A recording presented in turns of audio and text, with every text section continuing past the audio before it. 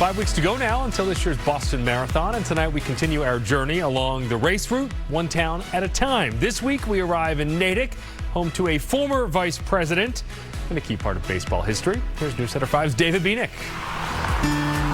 On a hill just beyond mile marker 8, this small building is now a monument to how one of Natick's most important historical figures got his start. And it's the whole space that a cobbler would need to make a shoe from start to finish. Niki Lefebvre with the Natick Historical Society explains how Henry Wilson, born in 1812, started working in a shoe shop just like this. Eventually, he built a factory that manufactured work shoes sold all over the country, including for enslaved people in the South. And it's either because of that or despite that he becomes an ardent and outspoken abolitionist. Wilson became a U.S. Senator, and after the Civil War, Ulysses S. Grant's vice president. But after just 2 years in office, he died. And I think it's, one of the reasons that his legacy has not endured as it might have. A bit further along the route, just shy of mile marker 9, this street sign is a monument to another important figure in Natick's colonial history, a member of the Nipmuc people who took on the English name John Spen and helped the English set up a Christian mission here in 1651.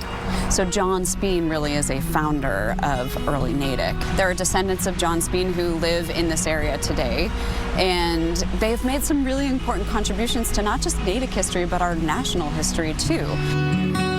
Just beyond Spen Street, marathoners will run along the shore of Fisk Pond, which was created in the late 1800s when nearby Lake Cochituate was dammed and raised to provide drinking water for Boston. Here at mile 10, if runners look to their left, they'll catch a glimpse of one of the great landmarks of America's pastime. It's now the 1850s and baseball fever is sweeping the country. Two Natick shoemakers come up with a way to build a better ball.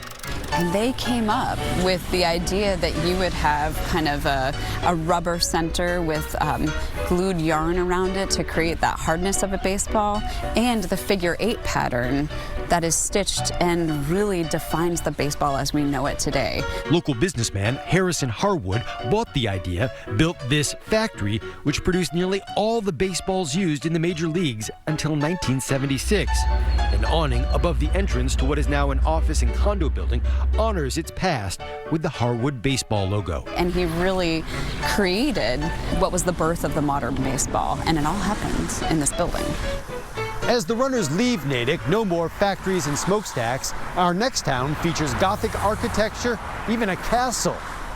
We'll see you from Wellesley. I'm David Bienick, WCVB News Center 5.